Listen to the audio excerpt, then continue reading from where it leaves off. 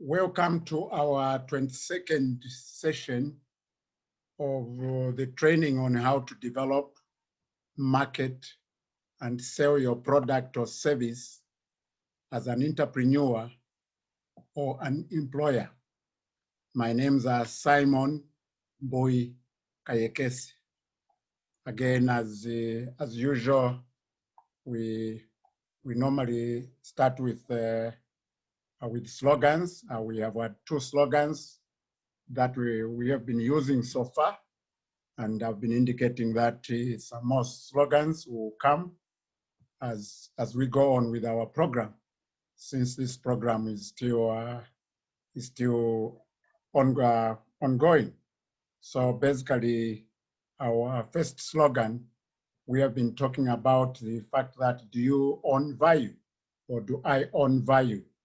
The value that I can be able to take to the marketplace.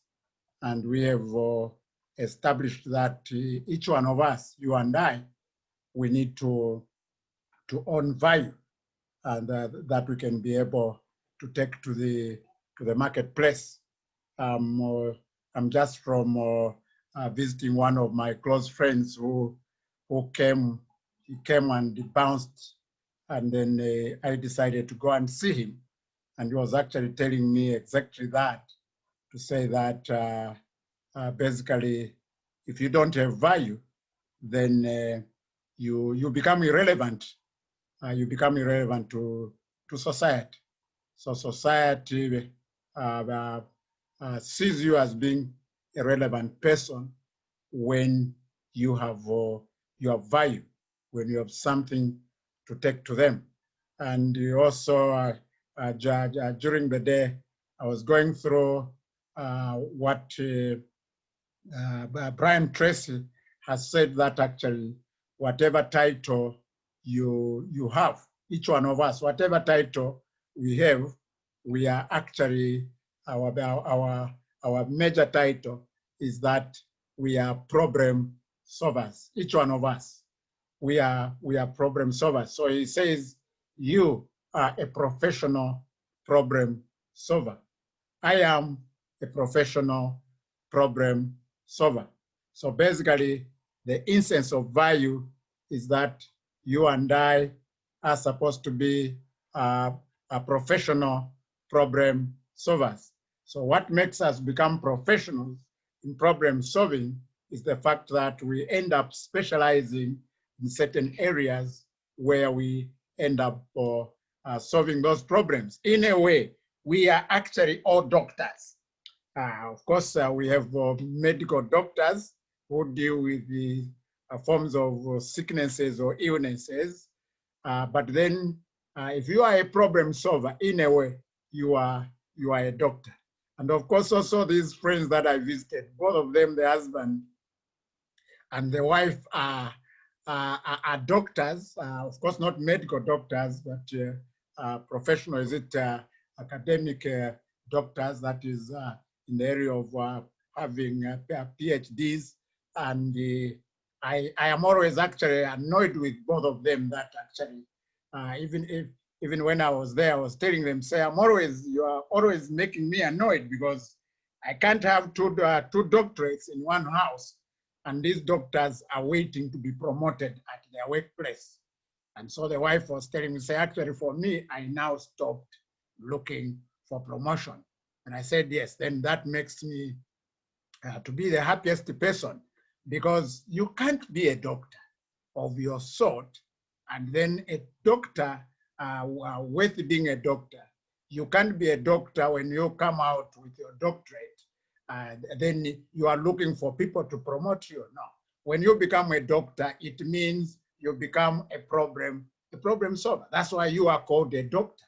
It means you need to come up with a solution in society and be able to take value to society, so that the society can be able to ask you the big market question. I think those of you who have been following are already familiar with the big market question. Let the market be able to ask you the big market question with your value which you possess, which you are taking to the market. Let the market be able to ask you the big market question. And that big market question is the question, how much? That's a big market question which you have established so far. And then you should be able to give the market, the big market answer, my product is worth this much. So basically, when you become a doctor, even when you are not a doctor, you should bear in mind that you are, in a way, a doctor, because you are solving people's problems. Or let's call those people's problems to be illnesses or sicknesses.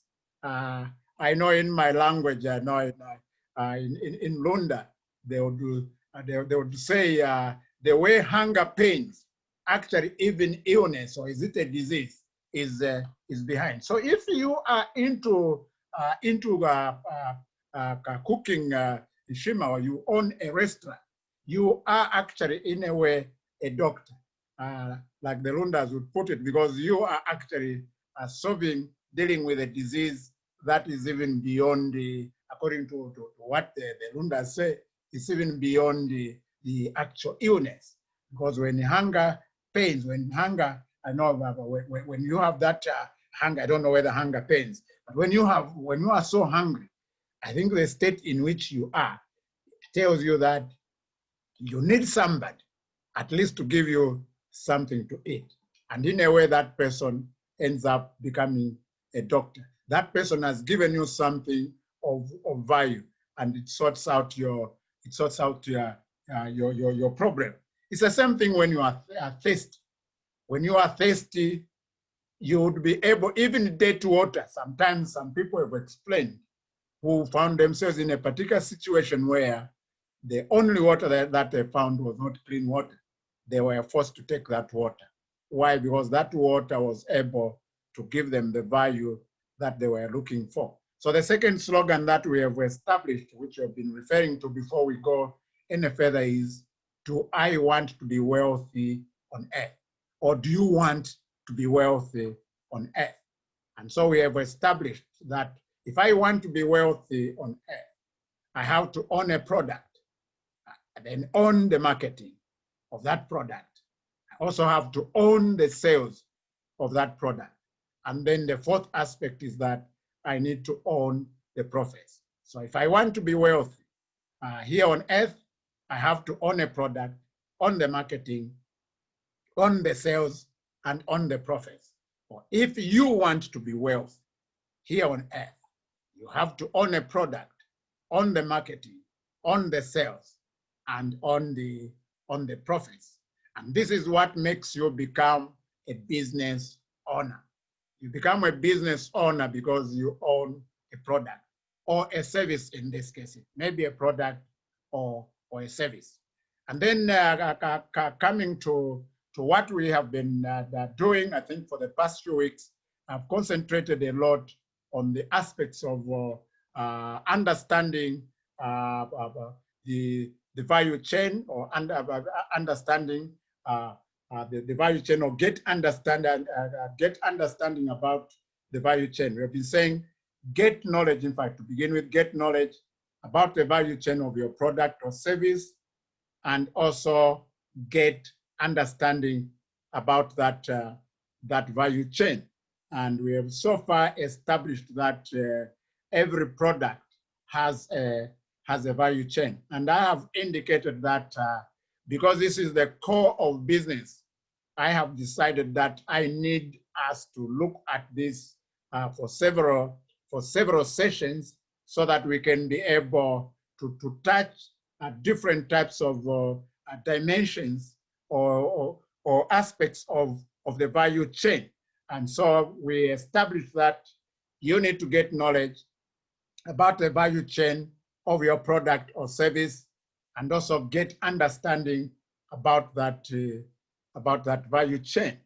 And we have established so far from the lessons that we have done in the past, drawing lessons from God's model, God's ingredients that he was able to use in bringing in place, putting in place, building the earth, establishing the heavens, and then making divisions in the earth, that God used 3 ingredients.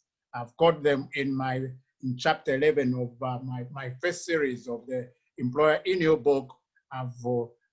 In chapter 11, I've called them the 3 ingredients for business building, business establishing, and business filling or business populating. So Proverbs 3, verse 19 to 20, now it should be becoming a very popular scripture for this training, that by wisdom, God founded the earth. Through understanding, he established the heavens. And through knowledge, God was able to make divisions, and dew was able to drop on the earth. And then Proverbs 24, verse 3 to 5 is saying that by wisdom, a house is built. Through understanding, it is established.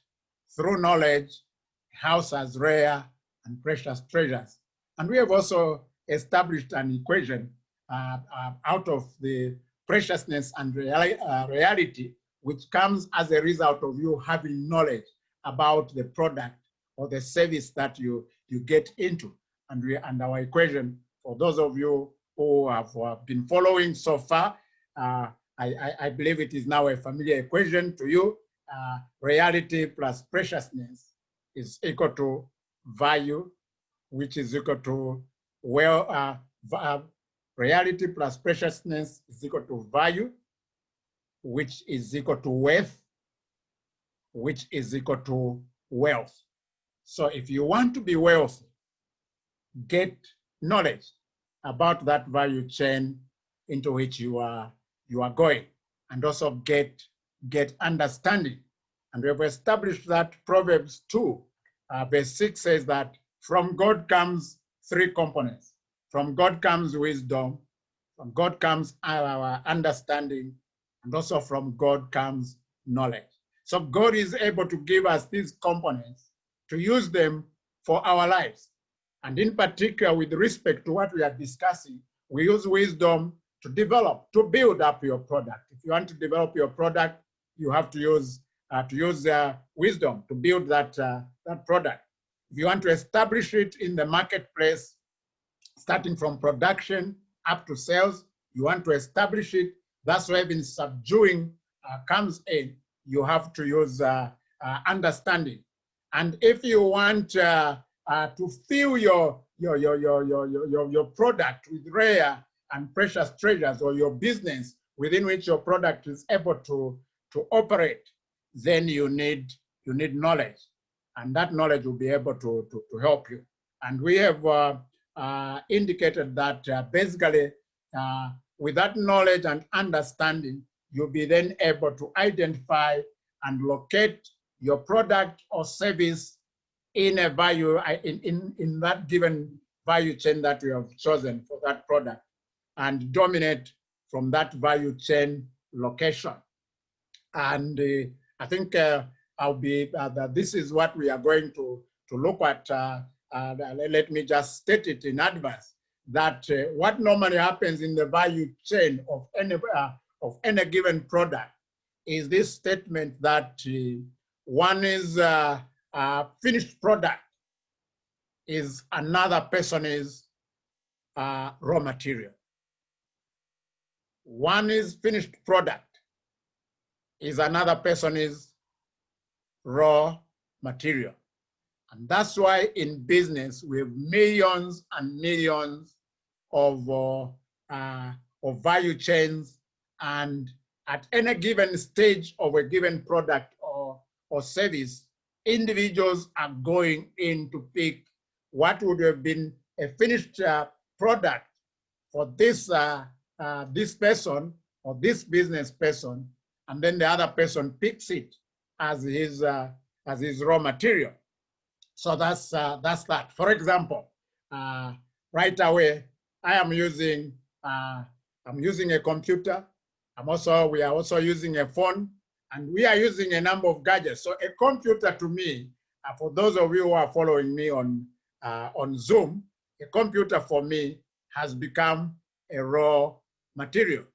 But for the people who manufactured this computer, this computer that I'm using, when they sold it, to them, this computer became a finished product. They sold it, and then they got their money. Now for me, because I've entered the media value chain, like we discussed the other time, that I'm into the media value chain, I'm into communication. So because I've gone into communication, I now make use of a computer as my raw material. It was a finished product for the other person. Of course, let me just continue with what I was going through. Then I'll be able to build up from there as we go further. So basically, I was saying that you need to identify and locate your product or service in a value chain and dominate from that value chain location.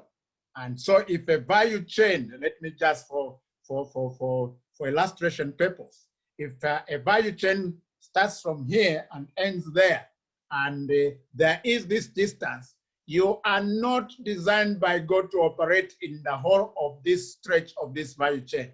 Assuming if it was in terms of distance, a value chain was 1,000 kilometers, you are not supposed to occupy the whole of that 1,000 kilometers.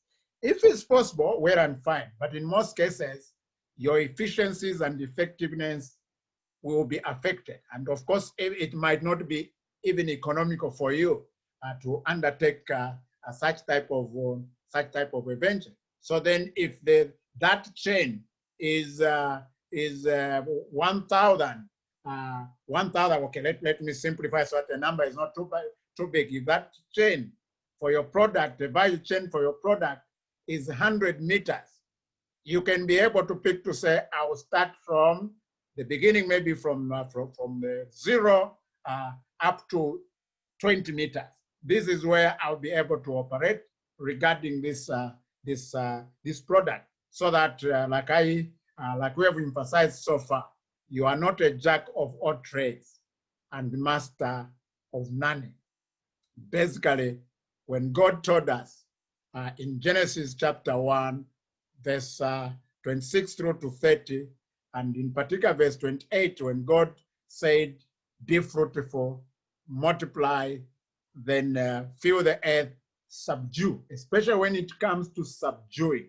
Subduing is for you and I to take control of that area, that component of the value chain that we have decided to occupy. And how do you take control? How do you subdue? You subdue by you increasing the effectiveness of that product or the business undertaking you are undertaking with respect to that product. So issues of efficiency, issues of economy, that it has to be economical. It has to be economical. It has to be efficient. Efficiency is about what are the basically, I think I explained it the other time. Efficiency is about your outputs divided by your inputs. That will give you your efficiency. How much inputs are you pushing in, and what is coming out? That will talk about how efficient your business undertaking is regarding that product. And when it comes to effectiveness, it is basically how well are you doing this thing. For example, as I've been every time as I finish sharing on Zoom like I'm doing, I normally ask my children and ask them, how was it? Which areas are we supposed to improve? Where did I do things well? And where did I not do things well? That question, when I'm asking that question, it's a question about effectiveness. Now, if you become a jack of all trades, it is very difficult for you to master. And success, it has been said by a good number of people, and even when you study people who have been successful, you see that actually they were very consistent in doing something, and also they practiced the aspect of repetition. At one particular time, I was thinking about newspapers. For example, in Zambia, we have Times of Zambia. I believe Times of Zambia was there, or is it Daily Mail? These were there even before some of us were born. But then what they do is they keep on duplicating, repeating the same thing every now and then. And the advantage of repetition is that it actually makes you become more and more effective in terms of you doing that particular thing. And that's why concentration is very, very important. I think you remember again where we are coming from. I talked about the aspect of a man called Brian Tracy, who has talked about 4 aspects.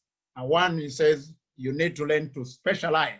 So even in the value chain, if it is a 100-meter long value chain for that product, you need to learn to specialize. Specialize in types, in terms of types of products, but also you need to specialize in terms of that value chain for that product. You should not be a fisherman and then from the river, then you transport this fish to Sorezi and say, oh no, you need to pick where to start from and where you can be able to end. That gives you an aspect of specialization. And then Brian Tracy, the second thing he talks about is apart from specialization, he talks about concentration. And then other than concentration, he talks about segmentation. So then you need to go into concentration.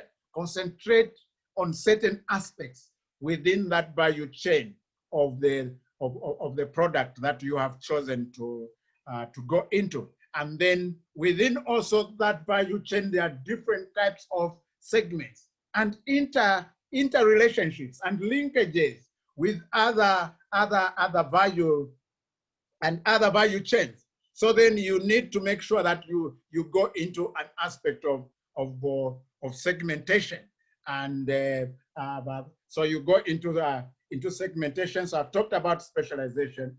I've talked about concentration. I've also talked about segmentation. Make sure that you do an aspect of segmentation. So basically, the whole point is that the whole point basically is that you need to make sure that you go into some concentration. You go into some concentration of some type. You go into segmentation within that value chain that you end up picking. So make sure that you are not a jack of all trades. You are not just a general dealer and being a general dealer and dealing into all products and services that are done on earth. No, it is not supposed to be like that. So we also basically indicated last week also on the aspect of for adding value to resources in you and around you within that value chain that you have chosen, that you remember you and I were brought to earth to dominate resources. This is in connection with just what I was talking about, that you were brought to dominate. And if you have to dominate, this is where specialization becomes very, very, very, very important. It's where concentration becomes very, very important because it gives you an aspect of focus. It brings in, like I was talking earlier, the aspects of efficiencies, effectiveness, and economy. So that you are doing things in an economic manner, in an effective manner, and in an efficient manner.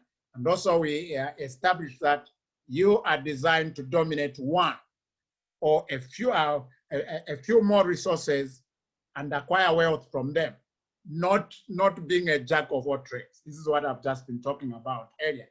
So you are meant to add value to resources God put in the earth. Leave other things for other people. I think I've established here that basically there's an aspect of you being able to say, no, this is not mine. This I have to leave it for other people. So basically, there are different types of resources that God designed for each one of us to pick an area, one or two of them, and focus on that, concentrate on that. I've talked about it in one of my books, the series 4. I've talked about the power of focus, that it is important. There's power in focus. When you focus on something, that focus produces, it has some power within it. There's actually power for success that comes from an aspect of focus. So then fish is waiting for you to dominate it, if at all that is your area that you need to go into for domination. Chickens are waiting for you to dominate them, if that is your area. Cattle is waiting for you to dominate it. I was saying last week that please don't just keep cattle because your ancestors were keeping cattle, and again you keep them in the same way they were keeping them. No.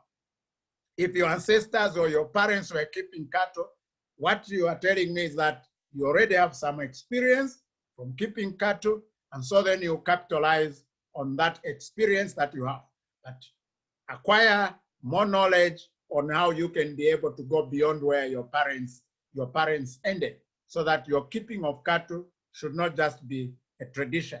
Bees are waiting for you to dominate them. Goats are waiting for you to dominate them. Birds of the air are waiting for you to dominate them. Like I illustrated last week, that a man that I taught these ideas around 1994, 95, he went to implement these ideas in Lusaka.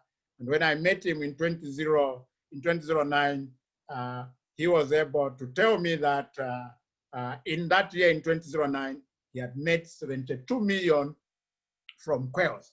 And he told me, Brother Kayekesi, you remember those teachings you used to give me? By then I used to be in Zambezi, northwestern Zambia. And I used to go to his home to teach him almost every evening, and he was taking notes. He said, I came to implement. And this year I've been able to make 72 million kwacha from quails. On that day when I was living with my wife, he was able to pack quails, chickens, and the like. So I was reaping, of course, from what I had sown. So basically, birds of the air are waiting for you to dominate them, like quails, or is it chickens? I think I've already mentioned chickens.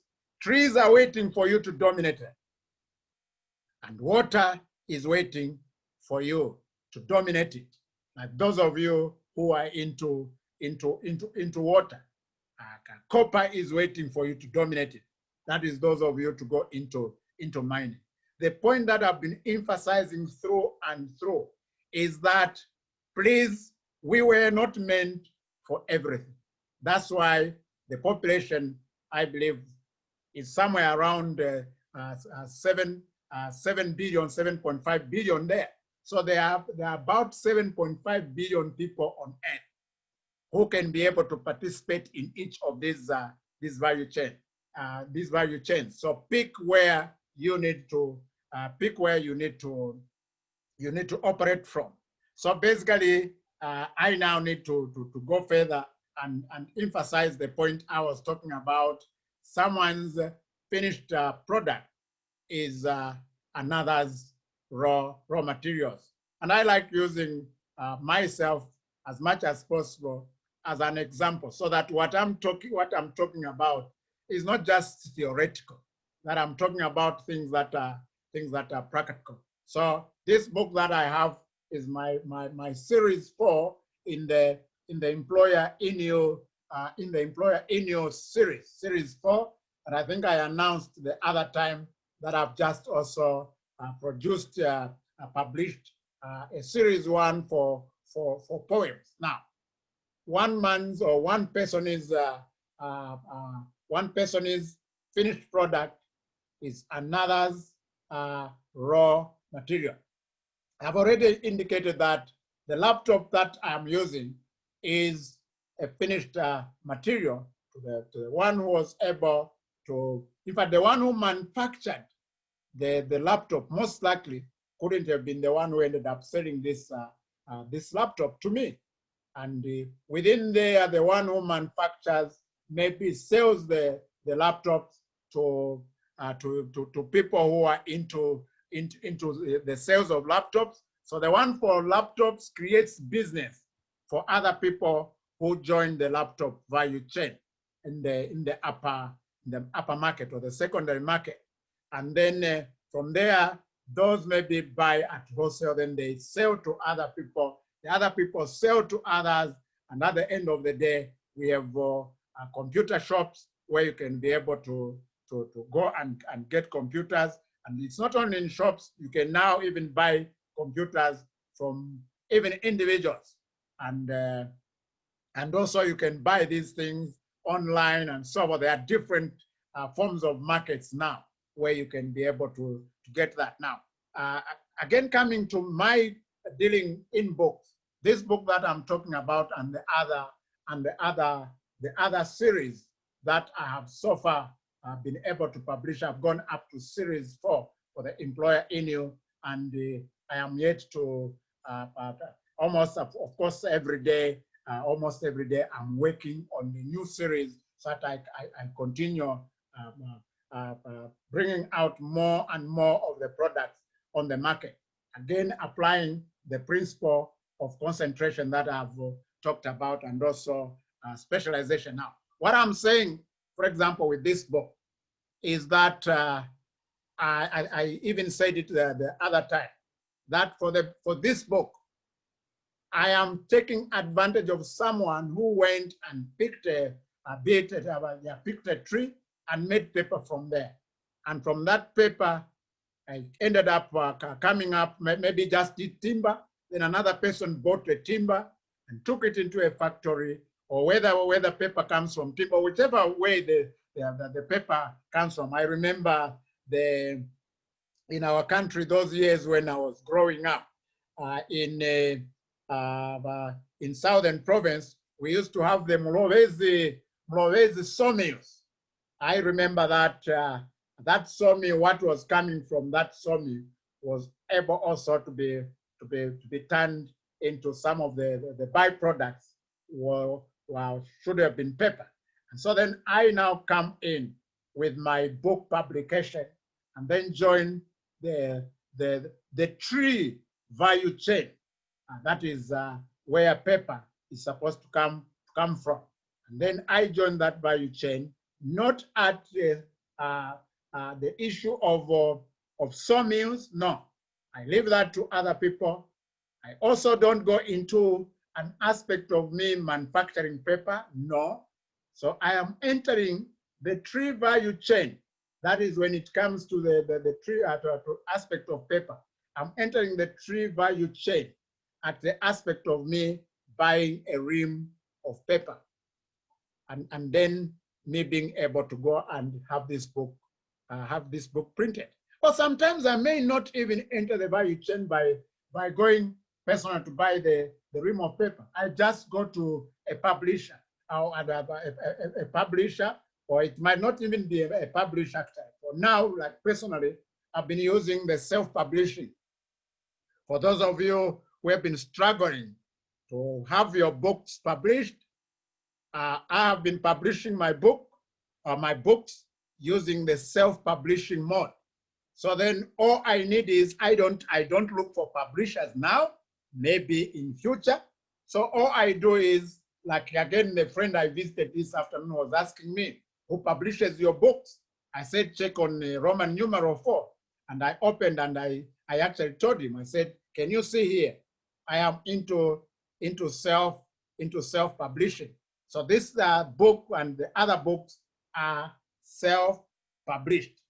The advantage in that case, of course, that is not within what we are discussing, but just briefly, I know there are those of you who might be interested, but if you are more interested about this, you can always communicate to me, and then I am there to help.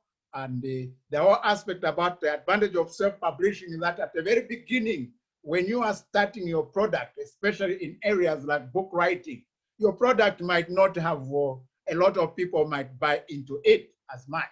For example, people like Robert Kiyosaki, when he published his book, Rich Dad, Poor Dad, it did not have as much market as it is now. I think even him, if I'm not mistaken, he indicates that he started by self-publishing. because in self-publishing, you own a number of those risks, because these publishers, they are business people, of course, like I've been indicating. In the equation, profit is equal to revenue minus cost. They don't want to publish your book and then make a loss. They want to make a profit out of publishing your book. So when they look at your book, like mine, I've started this area I've started with the employer in you. It's a topic that a number of people even get surprised. What do you mean by employer in you? And so when you are starting something, it's not yet popular, it is safer for you to start with self-publishing. So coming to the point I was indicating, that my books that I am self-publishing, and I'll continue self-publishing until a particular stage where I know very well that I can be able now to go again. I don't want to be a chicken without eyes, like I've indicated in the past, where some people have published books and they have written books, and then when they take a book like mine to a publisher, then the person is simply doing publishing, and me, I'm burning the midnight candle, and I think, as the saying would go, I'm breaking knives, I've done a lot of sacrifice, I come up with this book, then I take it to this publisher. The publisher tells me to say, you get 6% and they'll give you 94%. Where on earth do you find such type of economics? What type of economics is that? Me, the owner, I'm now turned more or less like an employee. It is actually the same as you being an employee. So then, if you want to make sure that you can be able to negotiate at a given point, when actually by then the employer in you, like the way I've been moving, the employer in you message, from the time I launched it in 2017, I've been moving in such a way that this thing has been moving like bushfire. And because the fire is burning, and as it continues burning across the globe, then at least I can be able to negotiate with some publishers who can be able to publish my book, even for where I can go on the negotiation table and negotiate for higher percentages when the publisher comes in to publish. So what I was saying basically is that I may not necessarily go into buying paper. I can just go to not a publisher, but to a printer now. Because I'm a self-publisher, what I just need now is to go to a printer, somebody to print for me the books. So I may not buy the paper. The person can simply give me a code. So I can therefore enter the book value chain, the tree value chain, by basically me being handed over the books that have been printed by this printer. But the illustration I was giving you, because I have been teaching on the principle of the Zambezi source, that big things start small. So I've not wanted to start big when, for example, I may not have the capacity to start big. Even if I have the capacity, I need to make sure I test the market with my product. So what I've been doing, for example, this book that I have, there's a man I've been working with. This man, I can tell him, print me one copy. He prints me one copy. And then from there, I go through the one copy. And then I do corrections. After that, I say, print me 5 copies. I take it in the market. I test the market. And then from there, I can now be able to plan to print a bigger number of copies. So basically, all I'm talking about is that one man's finished product becomes another man's what? Another man's raw material. So basically, I may not necessarily go into into sawmills. I may not go into even buying paper at a given point, but I can be able to enter the value chain, the tree value chain, by me getting hold of the book, and then I go to market it. So basically, even for you, pick one of these or 2 areas, and then go into that, and then be able to say, where will my raw material start from? You may not necessarily go to grow that crop, but where can you enter the value chain of that crop that you may want to go in. So basically, that's the whole point. One man is a finished product, could be your raw material. Pick it from there and finish it up to a particular level and leave that as a raw material for other people so that they can also become wealthy out of your what you started. We will continue from there. God bless you for now. Those of you on Zoom, we may be able to reconnect after this so that we can be able to give each other feedback. God bless you and goodbye for today. We meet again on Friday, 20 hours.